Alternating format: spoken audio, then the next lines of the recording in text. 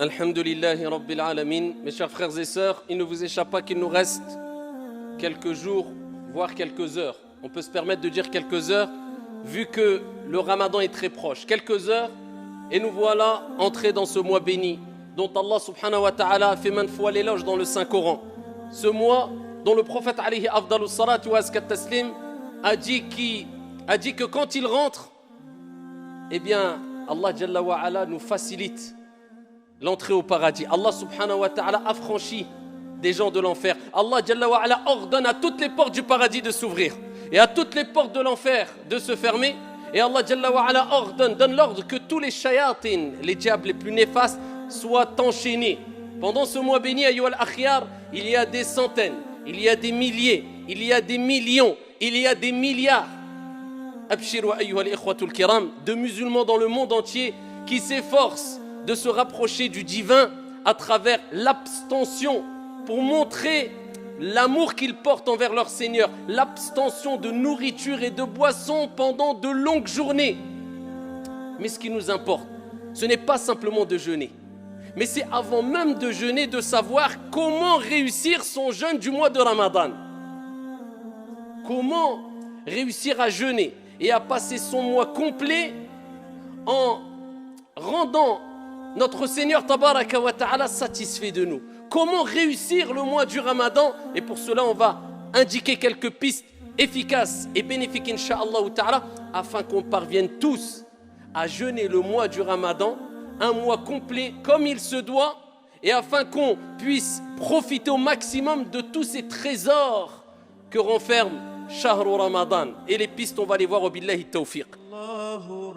ربنا هو الإله له من الأسماء ما اصطفاه الواحد الحي كذا المليك والملك المالك لا شريك. أيها المصلون, le premier conseil que j'ai à donner à moi-même ainsi qu'à mes frères et sœurs pour réussir, ce n'est pas pour jeûner le mois du Ramadan. Certes, il est demandé de prier, mais prier c'est une chose. Mais est-ce que tu as réussi à prier comme il se doit? Le prophète n'a-t-il pas dit « Sallu kama ra'aytumuni usalli » Ça c'est réussir la prière. Prier comme vous m'avez vu, prier. Et Allah Jalla wa ala n'a-t-il pas dit « Qad aflaha al-mu'minun alladhina hum fi salatihim khashi'un » On certes réussi. Il n'a pas dit ceux qui ont prié simplement. Réussit ceux qui ont eu cette humilité, cette concentration dans la prière. Donc prier c'est une chose, mais réussir la prière c'est une autre. Jeûner c'est une chose, mais réussir son jeûne c'est une autre. Faire son pèlerinage c'est une chose, mais réussir son pèlerinage c'est autre chose. Donc nous ce qui nous importe ce n'est pas que jeûner, mais c'est réussir son jeûne du mois de Ramadan. Et pour cela, eh bien, il faut prendre conscience de certaines choses essentielles pour te permettre de réussir. Et la première des choses, eh bien, nous allons rebondir sur la recommandation prophétique qui concerne la prière. Parce que vous savez que la prière, comme on ne cessera de le répéter, c'est l'acte d'adoration le plus noble, le plus grand, le plus important qu'il y a en islam. C'est la première des choses sur laquelle tu vas rendre des comptes au jour de la résurrection, le jour où le soleil sera au-dessus des têtes et que chaque être humain dira « Nafsi, nafsi, nafsi, moi, moi, moi ». Dieu t'interrogera sur la prière qui à la base était de 50 et Dieu l'a diminuée de par sa miséricorde.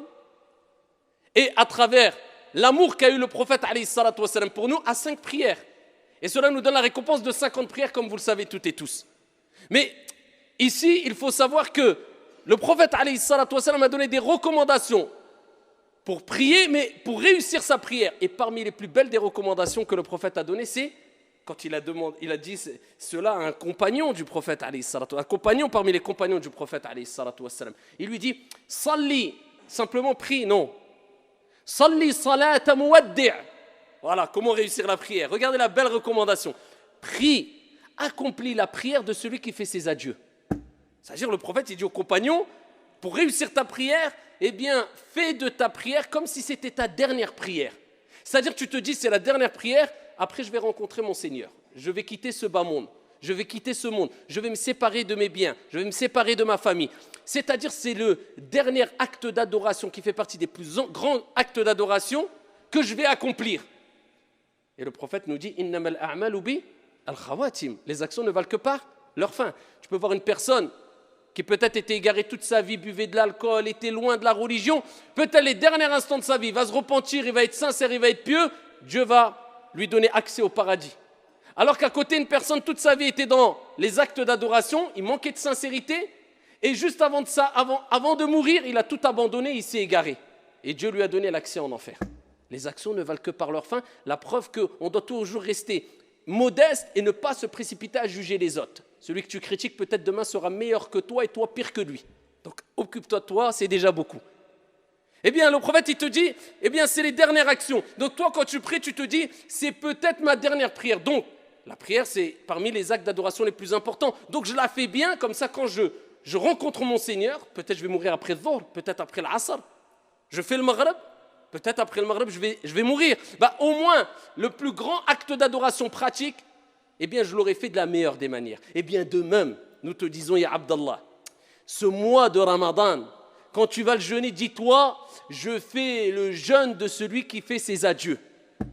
Combien, comme vous le savez toutes et tous, ont jeûné avec nous, ne serait-ce que dans cette ville, l'année dernière, et aujourd'hui, ils sont où? Tahta al-turab, rahimahumullahu jami'an. Ils sont sous la terre. Ils auraient rêvé, ils auraient espéré. Wallahi wa rabbil Kaaba. Si Allah subhanahu wa ta'ala leur avait donné l'occasion de revenir sur terre, ils auraient donné tout ce qu'il y a sur la surface de la terre selon leur capacité, juste pour pouvoir jeûner une journée. Eh bien toi, Dieu t'a donné ce cadeau. Cette année, tu vas jeûner. L'année prochaine, 11 mois, on ne sait pas ce qui peut se passer. Déjà en 2 heures, on ne sait pas ce qui se passe. En 10 minutes, ta vie, elle peut vaciller. On sait très bien que tout va très vite, surtout aujourd'hui. Alors que dire de une année? Donc c'est peut-être ton dernier Ramadan. C'est peut-être ton dernier Ramadan. Et ce que tu vas gagner pendant le mois de Ramadan, wa rabbil Kaaba, de manière générale, tu ne pourras pas le gagner en dehors du Ramadan. C'est le meilleur mois de l'année. C'est le mois où il y a le plus de cadeaux. C'est le mois où il y a Laylatul Qadr. C'est le mois où Allah ouvre toutes les portes du paradis, comme s'il te disait, ça y est, le paradis, toutes les portes sont ouvertes. Il n'y en a aucune qui est fermée. Vas-y, entre par la porte que tu veux. C'est facile. Ya Abdi, oh mon serviteur, fais des efforts, rapproche-toi de moi, le paradis il est à portée de main. C'est le mois où shayatin, les diables les plus néfastes sont enchaînés. Comme si Dieu te disait, je sais que tu es faible, je sais que tu es attiré par le mal, je sais que le diable a une influence sur toi, eh bien je vais enchaîner les diables les plus néfastes pour te faciliter l'entrée au paradis. Te faciliter le fait de te rapprocher de moi, les actes d'adoration, pour éduquer ton âme plus facilement afin que tu persistes dans les actes d'adoration. C'est peut-être ton dernier Ramadan. Dis-toi ça dans la tête. Et tu vas quitter ce monde, peut-être, avec le dernier Ramadan accompli de la meilleure des manières. Quel bagage, quel investissement. Ça, c'est le vrai investissement. Ama pour dunya, pour la vie d'ici-bas, investis ce que tu veux, ce n'est pas illicite. Mais ce n'est pas le réel investissement, tout simplement parce que cela va rester et ne perdurera pas, mais en tout cas, quand tu quitteras ce monde, va rester derrière toi. Comme on dit, même si tu investis dans une maison, dans une voiture, ne serait-ce que la clé, ta maison, elle ne te suivra pas dans ta tombe. T'as quoi en fait?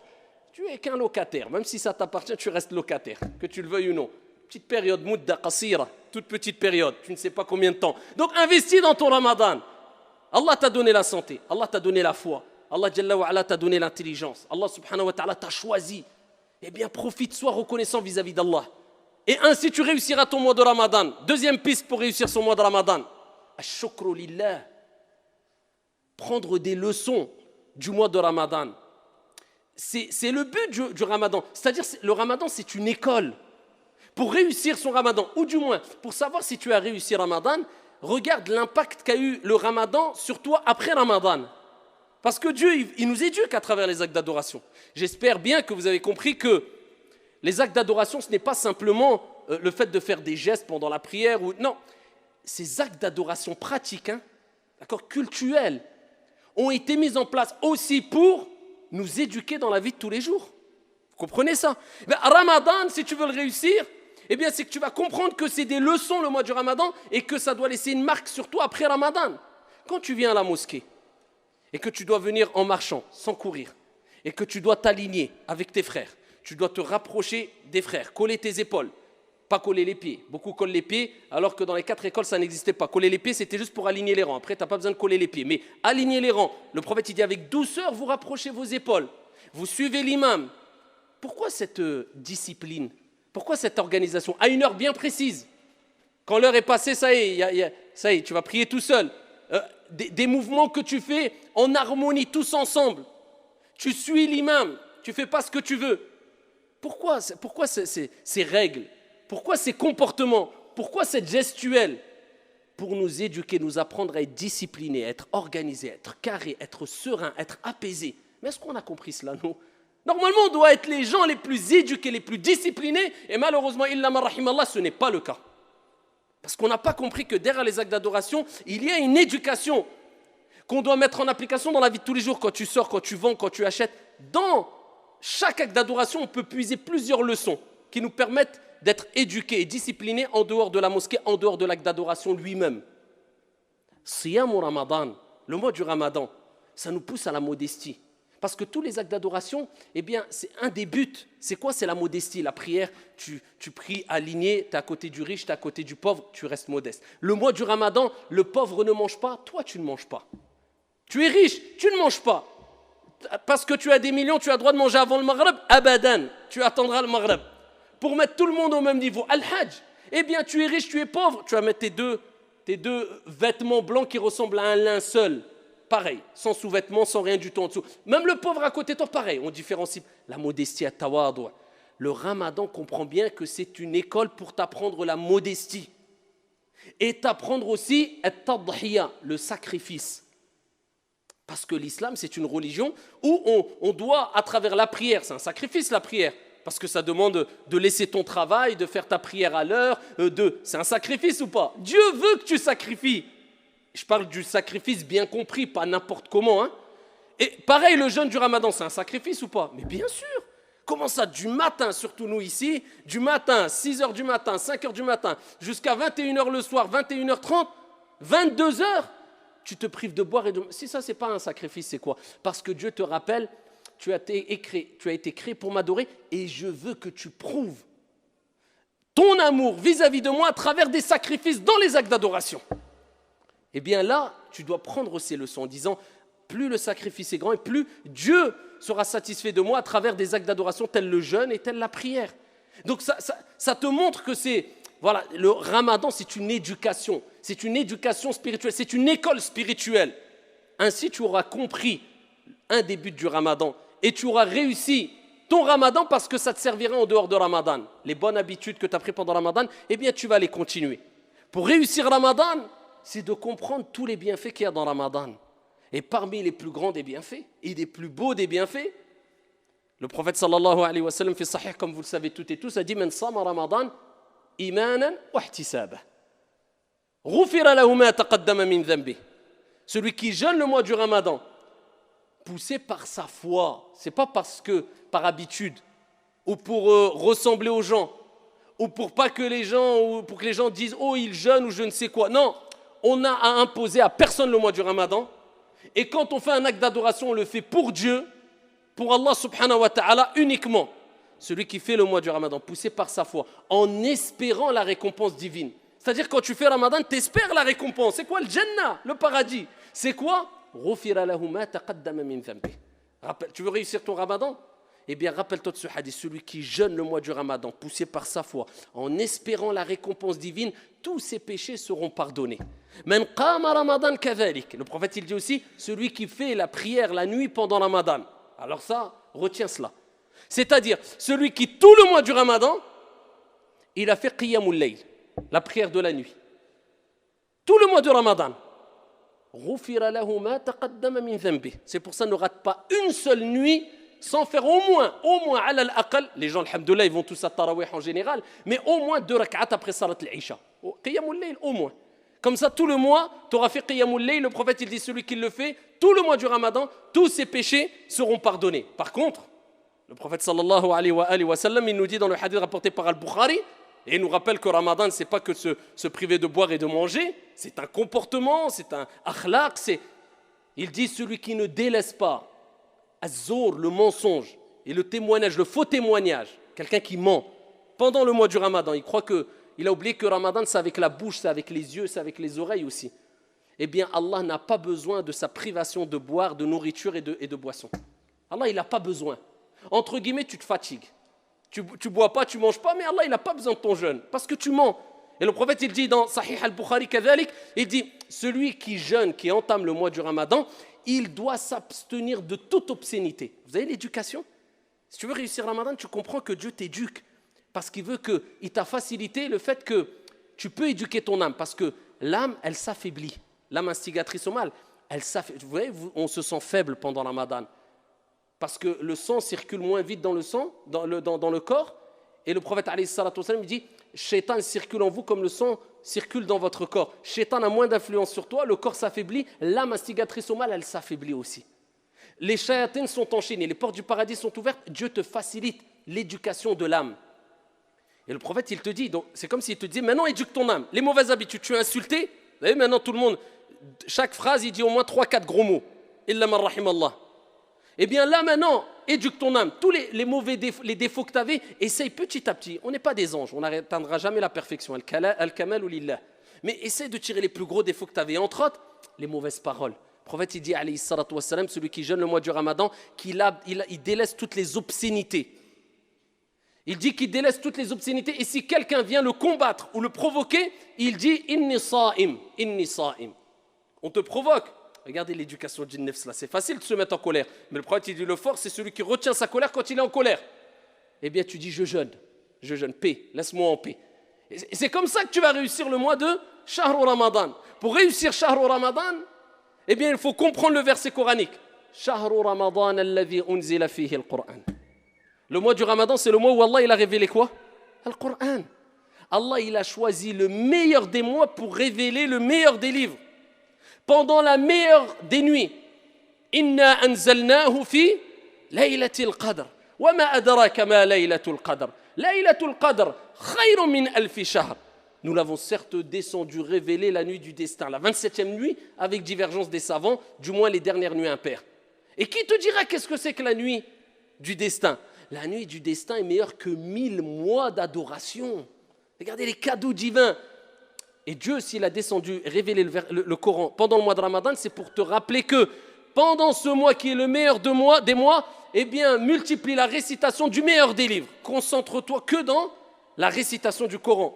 Quand je parle des sujets scientifiques, surtout du moins. C'est pour ça l'imam Malik, rahimahullah, ce grand savant érudit, savant du fiqh, du hadith, il délaissait dans ses assises toute étude du hadith pour se consacrer à quoi? À la lecture du Coran. Le mois de Ramadan, c'est Shahrul Qur'an, c'est-à-dire, si tu multiplies la lecture et la récitation du Coran pendant le mois de Ramadan, vis avec le Coran, essaie de le comprendre, concentre-toi, pas dans la beauté des voix. Parce que maintenant, les gens, ils cherchent les mosquées où il y a les plus belles des voix. Et ça, c'est parmi les égarements qu'a mentionné déjà Omar ibn al-Khattab à son époque. Jusqu'à ce que certains, maintenant, c'est plus une récitation. Warattilil Qur'ana tartila, comme il se doit, mais on mise tous sur les mélodies. Ça devient même quelquefois de l'exagération. Non, sur le contenu du Coran. Ce n'est pas toi qui embellis le Coran, c'est le Coran qui va t'embellir, ya Abdallah. Après, bien sûr, embellir sa voix, c'est demander aussi, mais sans exagération. Le contenu, c'est ce qui nous importe. Et c'est ainsi qu'on va réussir Ramadan si on a mis comme objectif la lecture du Coran à 100%. Je plonge dans le Coran. Parmi les moyens aussi de réussir Ramadan, c'est de montrer à ton Seigneur et aux gens autour de toi, car les gens seront des témoins au jour de la résurrection, et sur terre, pour ou contre toi, voilà, c'est ça l'islam. On est tous des ambassadeurs de l'islam. Donc pendant Ramadan, comme on le dit chaque année, tout le monde entier, avec la télé, avec les réseaux sociaux, savent que tous les musulmans jeûnent le mois du Ramadan. Quand tu sors, sache que tu es un représentant, un ambassadeur de l'islam. Quand tu sors dehors, parle pas fort, c'est très tard tarawih. Respecte les voisins, les jeunes dans les cités. Surtout pendant le mois de Ramadan, tous les ans on entend la même chose. C'est là où quelquefois malheureusement des jeunes musulmans dans les cités, eh bien, font du tout et n'importe quoi et sans le savoir, ils salissent leur propre image de toute manière, hein, et l'image de l'islam aussi. Parce qu'après, excusez-moi, hein, mais quand des gens disent « Oui, mais regardez les musulmans, qu'est-ce qu'ils font? Regardez, c'est dans les cités, ça brûle, ça crame. » Et on dit « Oh, c'est des racistes. » Alors, on ne va pas être raciste en disant ce genre de propos, mais le fait qu'il y ait des musulmans qui le font quelquefois dans les cités, c'est une réalité. On va se voiler la face. Et quelquefois, des gens, malheureusement, vivent la nuit dans les cités dehors et toute la journée, ils restent naas. Toute la journée, ils se lèvent la nuit et ils salient l'image de l'islam. Billah. Comme une personne, ils ont demandé à un shir, c'est un savant turc, ils lui ont dit Ya shir, si quelqu'un dort toute la journée, est-ce qu'il aura la récompense du Ramadan? Il a dit oui, il aura la récompense, mais dans ses rêves. Eh bien, c'est ça. Toute la journée, il arrive le Maghreb, il sort, il se met beau, il va dans la cité, il parle fort, il crie. Comment tu veux que les gens ne soient pas racistes? Nous, on est les premiers racistes quand on voit ça. Donc, il ne faut pas exagérer, il faut se rappeler que Ramadan, ce n'est pas que je viens, je fais 2 rak'at à tarawih, je sors, je fais ruina. Si c'est pour faire ruina en venant à tarawih, wallahi al-adim, c'est interdit pour toi de venir à la mosquée, c'est obligatoire de rester chez toi. Parce que là, tu vas tout gâcher. Et Allah Jalla wa Ala parle de ceux qui veulent faire le bien, alors qu'ils font le mal, et Allah il fait de leurs actions haba'an mansoura, poussière éparpillée, ça part dans le vent. Respectez, ya ibadallah. Dès que tu mets le pied dehors, tais-toi, uskut. Tu n'as même pas le droit, shar'an, religieusement, de parler même à mi-voix, alors qu'il y a des voisins à côté. Tu n'as pas le droit, 11h du soir, minuit, 1h du matin, tu vas parler, les gens travaillent le matin. Wallahi, tu n'as pas le droit. Et si tu n'arrives pas, eh bien je vous dis, shar'an, religieusement, tu n'as pas le droit de venir à la mosquée pour faire salat al-tarawih. Tu n'as pas le droit. Quelqu'un qui ne s'abstient pas, Wallah qu'il n'a pas le droit. Et je le jure sur le mimbar. Pourquoi? Parce que salat al-tarawih, c'est surérogatoire. Et ici, respecter son voisin, qu'il soit musulman ou non, c'est obligatoire. Et jamais le surérogatoire va devancer l'obligatoire en islam. Donc, si toi tu n'as pas compris ça, eh bien, à toi de te remettre en question et de te dire que Ramadan, c'est un respect que je dois avoir vis-à-vis des gens et je suis ambassadeur de l'islam. Et ainsi, bi'idhnillahi tabaraka wa ta'ala, tu réussiras ce mois béni, tu profiteras de toutes ces récompenses ici qu'il y a dans le mois de Ramadan. Wallahu a'lam. Ayyuhal musallun.